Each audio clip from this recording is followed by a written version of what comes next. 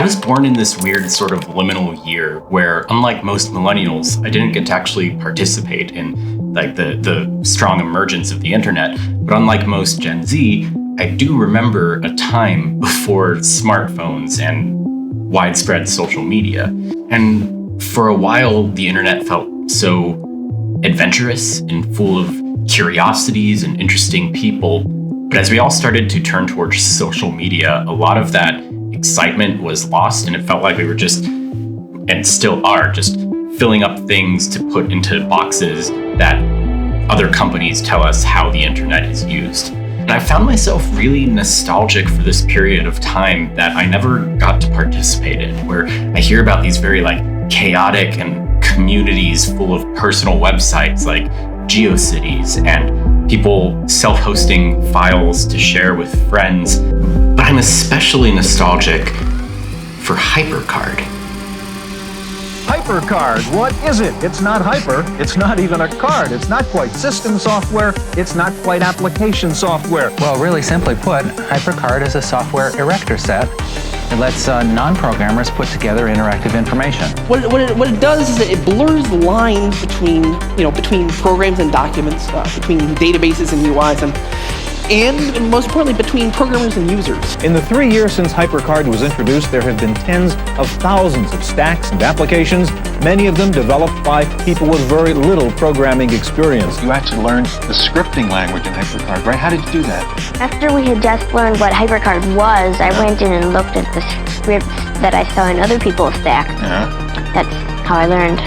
You gonna run your own computer company when you grow up? If I'm lucky. You don't think HyperCard might be a fad? No, I absolutely think HyperCard is going to revolutionize the way computing is done and possibly even the way human thought is done. I think the concepts for the past 40 years have laid the groundwork. I really feel that way. The concepts since 1945 have been laying the groundwork in literature, and HyperCard is such a seductive, simple, easy implementation. The thinking was all there in the past. Since the 50s and 60s, Engelbart and friends have been talking about human-computer symbiosis, and all these groups in the 70s and 80s were trying to make it a reality with things like HyperCard. But somewhere along the way, even though technology is so ubiquitous in our lives and we're always online, it doesn't feel like it's lived up to that expectation. I have to go to all of these very specific websites and tools to do very specific things. Why don't I just have one place that I can design and present and share and do information management and have communities?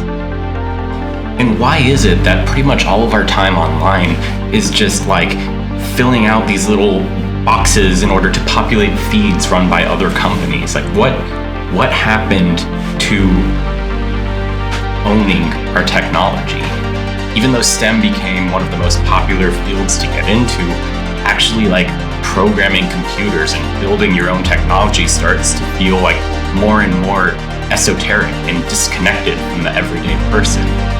Where did we go wrong? And can we still do it? Can we still have a future where people can just build what they want?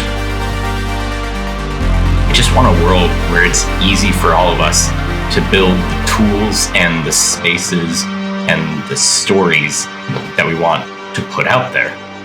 Software is the interface to our imagination and our world.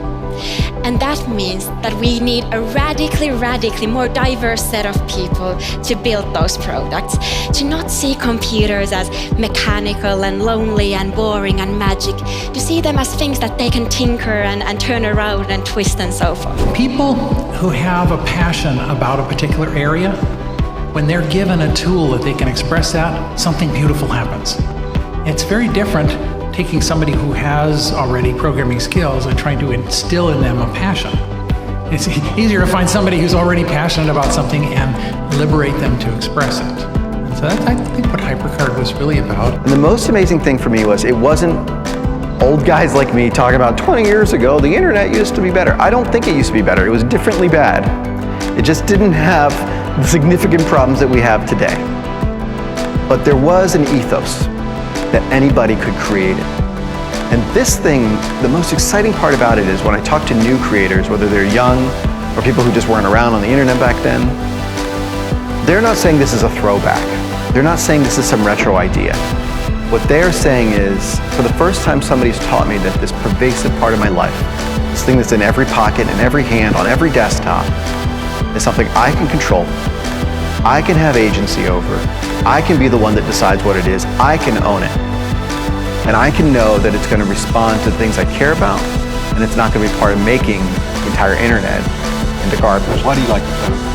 Well, there's so much information in the computer, and every day you learn something new, so it's like a new adventure for you to take. So imagine with me for a moment a world where the stories we tell about how things get made don't only include the 20-something-year-old Silicon Valley boys, but also Kenyan schoolgirls and Norwegian librarians. Imagine a world where the little Ada Lovelaces of tomorrow, who live in a permanent reality of ones and zeros, they grow up to be very optimistic and brave about technology. They embrace the powers and the opportunities and the limitations of the world. A world of technology that is wonderful, whimsical, and a tiny bit weird.